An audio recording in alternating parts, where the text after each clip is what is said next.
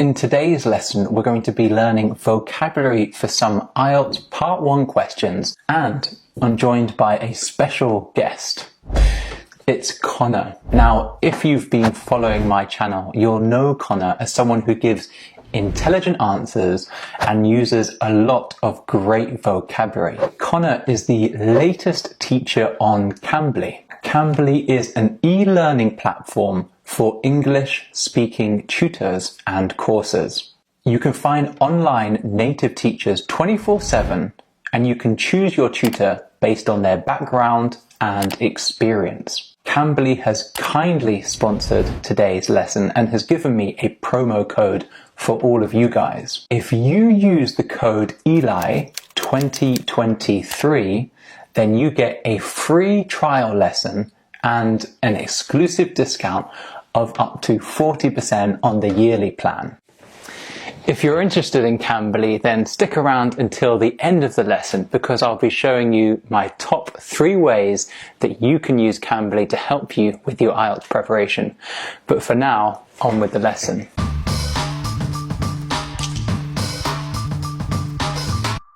The first topic is concentration. Here are some questions you could get asked. Now, before we listen to Connor's answers, I want to show you 5 useful phrases that will help you if you get this topic in your IELTS test.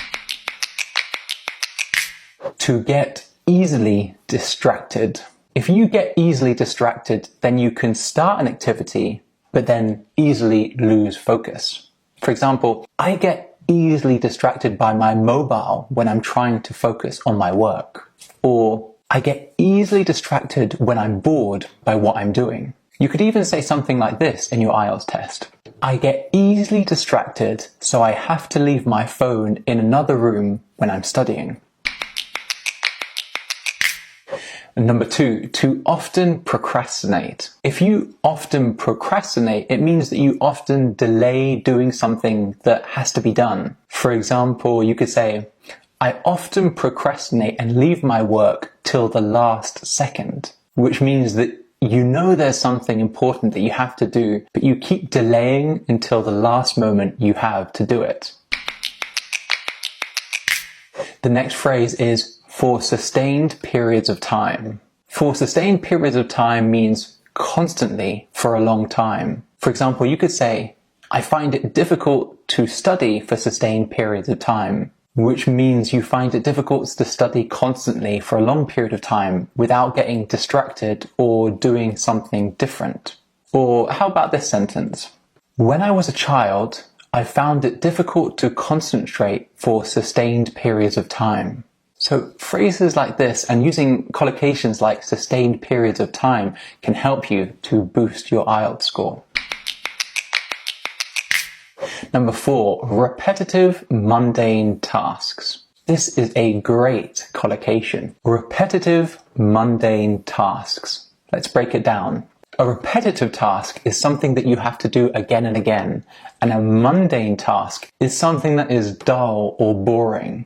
So repetitive mundane tasks describe boring tasks that you have to do again and again. For example, for some people, washing the dishes is a repetitive mundane task. For others, perhaps folding clothes is a repetitive mundane task. So in your IELTS test, you can say, I find it difficult to do repetitive mundane tasks for sustained periods of time without getting distracted.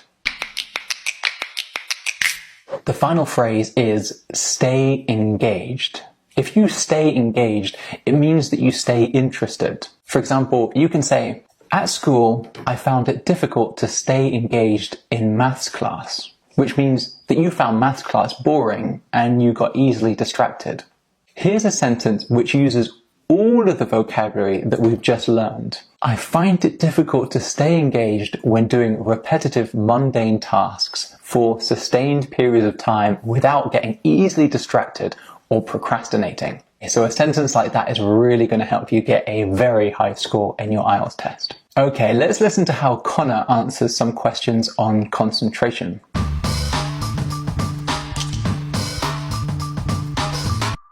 Let's talk about concentration. Could you stay focused in class when you were a child? No, I find it very difficult to focus for sustained periods of time when I was younger. I wasn't sure why. I find it difficult to stay engaged with what I was being taught, but I also never really enjoyed school, and that was true throughout most of my education career up until I became a teacher. But it was the same in university. I found it very difficult to focus, to engage, and basically my ability to concentrate is tied to how much I enjoy the activity or the subject that I am engaging with. What do you do to help you to concentrate? Well, this is an answer I think that applies to a lot of things, but I do think it's planning quite a bit or planning, making better plans. And a way to do that is just remove the amount of mental energy that you have to dedicate to repetitive, mundane tasks. So, for example, your ability to concentrate in the morning and study will probably be improved if you've planned what you're going to wear the night before, or you've prepared your breakfast the night before. So then when you wake up, I don't need to spend any extra energy figuring out these, again, repetitive, mundane tasks. I can just focus on the things that are actually important. Is it difficult for you to stay focused on something nowadays? It very much depends on the task. Through quite a bit of practice, I've got better at sustaining concentration and sustaining focus on harder and harder tasks. I think that it generally becomes easier as you get older. You develop greater self-discipline. But it really depends on tasks. So, for example, I'm very bad at maths. I'm borderline innumerate. Again, I wear a calculator watch for a reason. So it's very difficult for me to focus on, let's say, maths problems if they ever come up. But funnily enough, if you take the exact same problem and express it using words, like so a verbal problem, it's the exact Paul and John have a problem, and instead of 2x plus 3y, whatever. I can focus much better when it's a verbal problem or verbal reasoning. When do you need to stay focused in your day-to-day life? Also, part of my duties include quite a bit of preparation, a lot of deadlines. So I have to do a lot of recording, I have to do a lot of meetings, I have to lead a lot of people. And I'll then also have to produce my deliverables, the things I need. So the things upon which I will be judged or my output. So I would say throughout the day, every single day. And again, that's unfortunately just part of getting older and accruing more responsibilities. Okay, those were some great answers from Connor. Did you hear him using some of the vocabulary that we just learned in this lesson? I hope so. Now, if you're preparing for your IELTS test, then take some time to prepare your answers for these questions on concentration.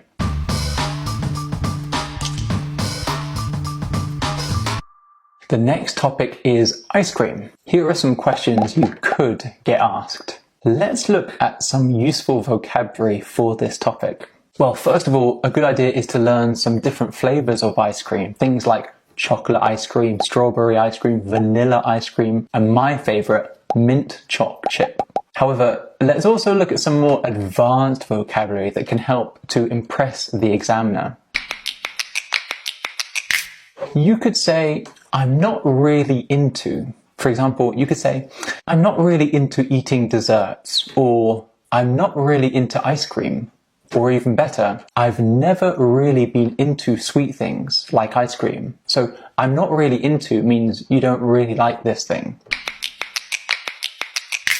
Alternatively, you could say, I'm a big fan of something, which means you really like it. So I'm a big fan of eating ice cream when I binge on Netflix series, which means you love to eat ice cream while you watch episode after episode of Netflix series, probably Succession. However, in the UK, we often use the negative of this. We say things like, I've never been a big fan of, I've never been a big fan of mint ice cream, which is a very common way of saying that you don't like mint ice cream. Or, I've never been a fan of eating desserts, which means you don't like eating desserts.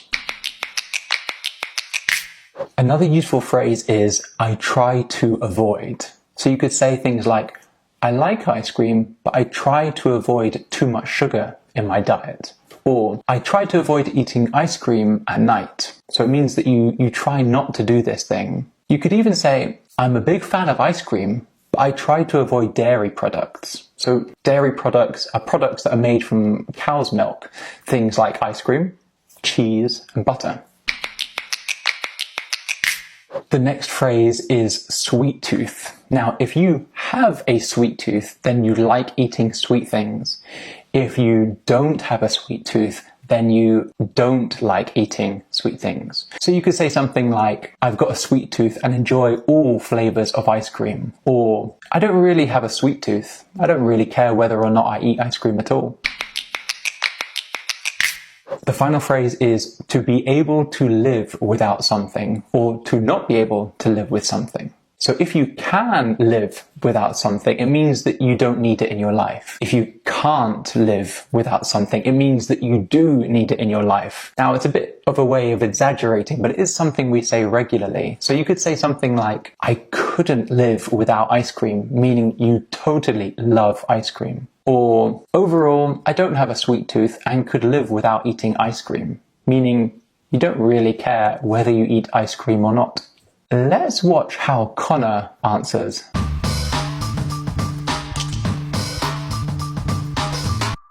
Let's move on. Let's talk about ice cream. Do you like eating ice cream? Nope. I probably should expand on that. No, I do not. I haven't had ice cream for a very, very long time. The closest thing would probably be, I do take Greek yogurt, and I put a little bit of peanut butter in it.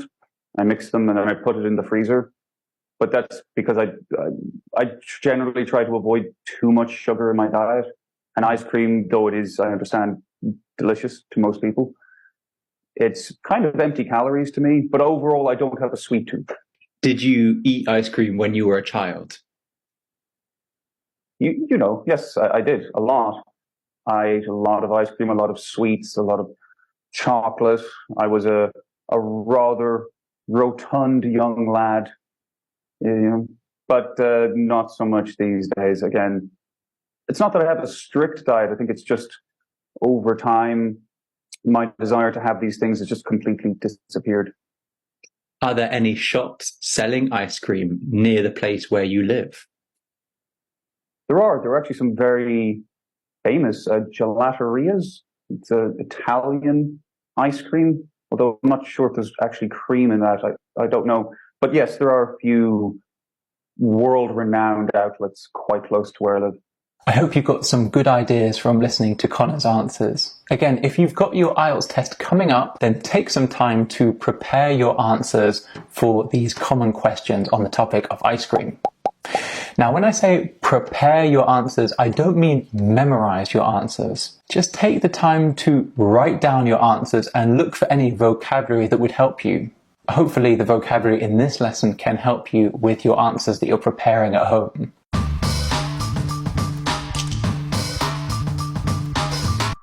Here are my top 3 things that I think will help you with your IELTS preparation. What I recommend is to go to Tutors, click IELTS, and then look for the online tutors. You can find teachers immediately. For example, it took me just 2 minutes to start my lesson with Shadi, and we talked about IELTS and teaching Chinese students, which was great. I also like the Cambly group classes. This is a new feature of Cambly. Cambly has group classes starting almost every hour. So whenever you want to practice, you can join group classes and you'll have other students and a teacher to help you. You can filter by different levels and you'll find group classes on a range of different topics. The great thing about Cambly is there are a lot of experienced teachers. So what I'd recommend is that you go through the different tutors to find the one that fits your needs best. Remember, you can use the code ELI2023 for a free trial lesson and an exclusive discount of up to 40% on the yearly plan. Now, that's all we're going to cover in today's lesson. Remember, this lesson was sponsored by Cambly, and if you would like to do a lesson with Connor or any of the other teachers at Cambly, then use the code ELI2023 to get a free trial lesson and a 40% discount on the annual plan. Good luck with your studies, and I'll see you in the next lesson. Bye then.